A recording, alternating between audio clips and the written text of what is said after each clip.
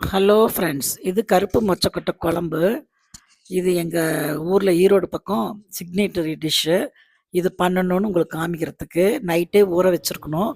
நான் வந்து ஊற வைக்காதனால ஹாட் பேன்ல அத போட்டு சுடு தண்ணி கொதிக்க வச்சு ஊத்தி ஊற வச்சிருக்கிறேன். இதுக்கு சொரக்காய் கட் பண்ணியிருக்கிறேன். சின்ன வெங்காயம், தக்காளி, தேங்காய் எல்லாம் எடுத்து வச்சிருக்கிறேன். இது எப்படி பண்றதுன்னு உங்களுக்கு காமிக்கிறேன் பாருங்க. தேங்காய போட்டுட்டு, அதில 2 தக்காளி போட்டு, கசகசா போட்டு, அதுக்கப்புறம் தனியா, முழு தனியா என்கிட்ட தூள் தூள் கம்மியா இருக்கிறதுனால தனியா இது நல்லா போடணும். அதனால தனியா கொஞ்சம் போட்டு நல்லா நைஸா அரைச்சு வச்சுட்டேன். அதுக்கப்புறமே வந்து இத வந்து மிக்ஸில போட்டு நல்லா நைஸா அரைக்கணும்.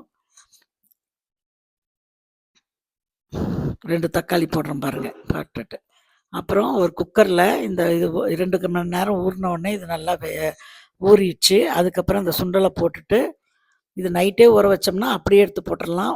நான் போடாதனால மார்னிங் எந்திரிச்சு சுடு தண்ணி கொதிக்க வச்சு போட்டேன். அப்புறம் சொரக்காய் போடுறேன். இது ஆக்சுவலா கத்திரிக்காய் போட்டு தான் பண்ணணும்.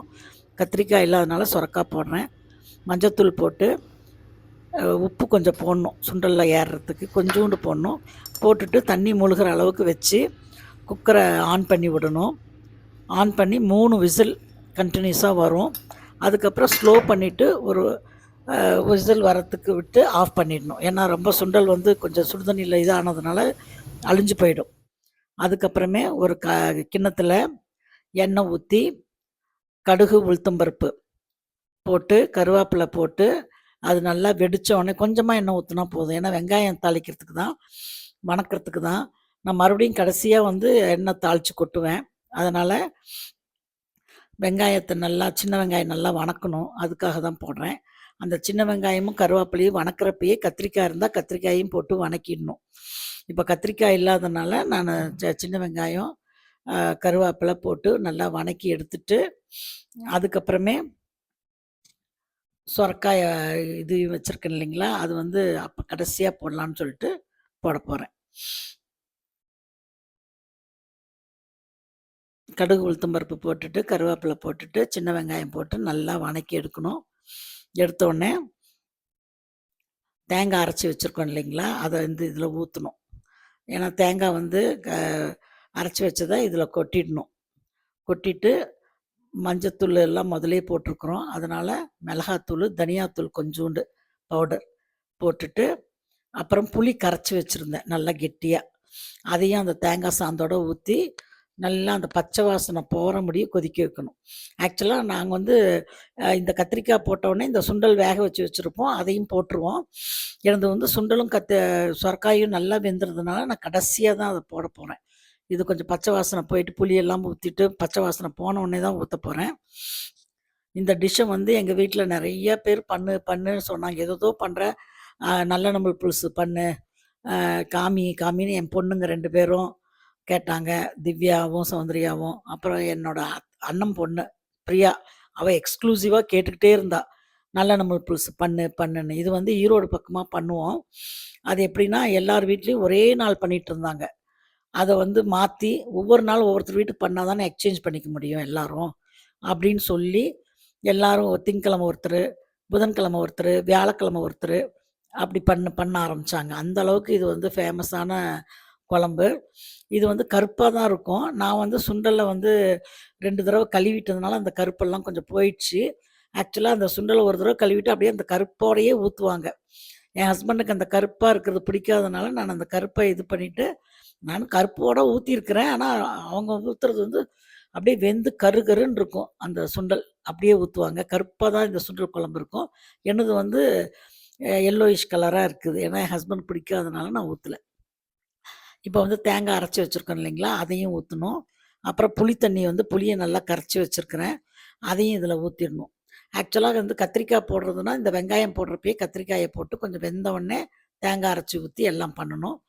இப்ப நான் வந்து இந்த இதுல இருக்கு இல்லைங்களா, இந்த இதுல இருக்கிற சுண்டல் இருக்கு இல்லையா, இது ரொம்ப வெந்துருச்சு. அதனால அதோட தண்ணிய மட்டும் எடுத்து அந்த மிக்ஸி ஜார்ல எல்லாம் ஊத்தி, கழுவி ஊத்துனேன் ஒழிய, சுண்டலையும் கத்திரிக்காய், சொரக்காயும் கடைசியா தான் போடுறேன். ஏன்னா ரொம்ப வெந்து கலக்கொலான்னு ஆயிடக்கூடாது இல்லைங்களா, அதனால அப்படி போடுறேன். தேங்காய் அரைச்சு நல்லா ஊத்திட்டு பாருங்க, அந்த தண்ணிய இருத்தி மிக்ஸில ஊத்தி நல்லா அலாசி ஊத்துறேன். ஏன்னா, அந்த தண்ணி வந்து வேற தண்ணி ஊத்த வேண்டியதில்ல. அதில இருக்கிற தண்ணியே போதும். அப்பதான் அந்த டேஸ்ட் நல்லாருக்கும். அது கீழ ஊத்திடக்கூடாது. அதனால அது ஊத்துறேன். ஊத்திட்டு அ ம புளி புளிய நல்லா நைஸா கரைச்சு வச்சிருக்கிறேன். ஒரு கோலி குண்டு சைஸ் புளிய ஊற வச்சிருந்தேன். அத நல்லா கரைச்சு, அதையும் நல்லா ஊத்திட்டேன் அதுல. அப்புறம் மிளகாத்தூளு, தனியாத்தூளு போடுறேன். தனியா வந்து முதலயே போட்டு அரைச்சு வச்சிருக்கிறதுனால கொஞ்சமா தான் போட்டேன். மிளகாத்தூள் 2 ஸ்பூன் போட்டேன். போட்டு அத நல்லா கலந்துட்டு,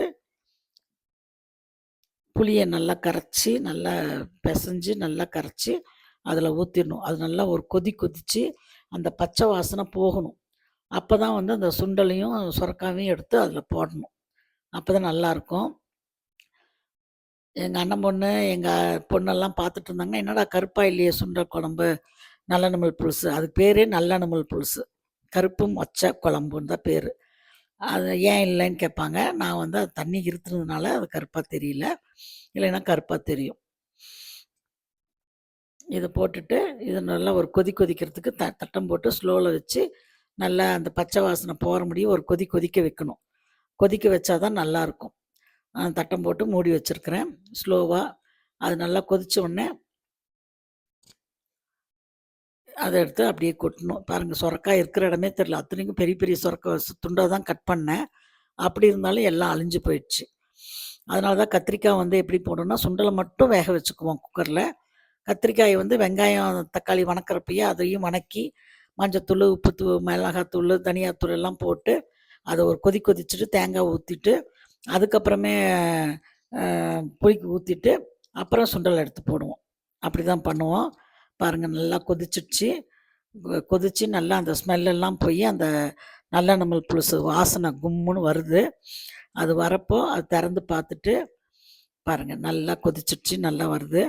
அதுக்கப்புறமே வந்து ஒரு எண்ணெய், கொஞ்சம் உப்பு பத்தலன்னு சொல்லிட்டு கொஞ்சம் உப்பும் சேர்த்துக்கிட்டேன். ஏன்னா, அந்த முதல்ல போட்ட உப்பு தான். மறுபடியும் உப்பே போடல. இப்ப தான் உப்பு போட்டேன்.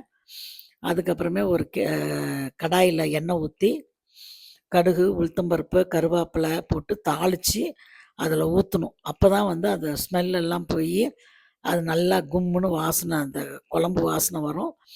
2 தடவ தாளிக்கிறேனேன்னு கேட்காதீங்க. வெங்காயம் சின்ன வெங்காயம் வந்து நல்லா வணக்குனா தான் வாசனை ஏறும். அதுக்காக தான் முதல்லயே போட்டு கொஞ்சம் எண்ணெய் ஊத்தி, அது கடுகு உளுத்தம் பருப்பு போடலின்னா கூட பரவால்ல. வெறும் எண்ணெய் ஊத்தி கூட வணக்கியிருக்கலாம். நான் கொஞ்சம் கடுகு உளுத்தம் பருப்பு போட்டுட்டு, சின்ன வெங்காயத்த கொட்டிட்டு, தக்காளிய கொட்டி, கருவேப்பிலைய கொட்டி, அதோடயே கத்திரிக்காய கொட்டணும். அதுதான் அதோட குழம்போட இது. பாருங்க நல்லா கொதிக்குது.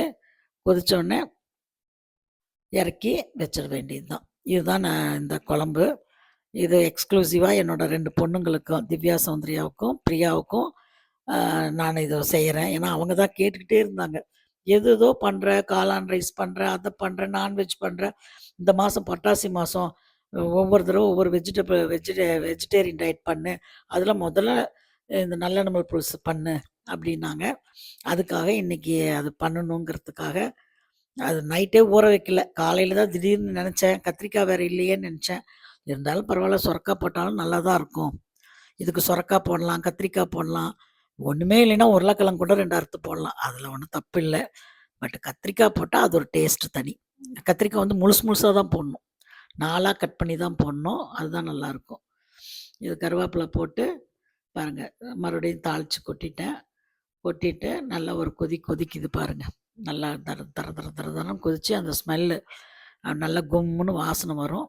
வரப்போ அத ஆஃப் பண்ணிட்டு, அத மூடி போட்டு எடுத்து வச்சிடலாம். இதுக்கு வந்து அப்பளம், வத்தல் எல்லாமே மேட்ச் ஆகும். நீங்களும் செஞ்சு பாருங்க. Thank you.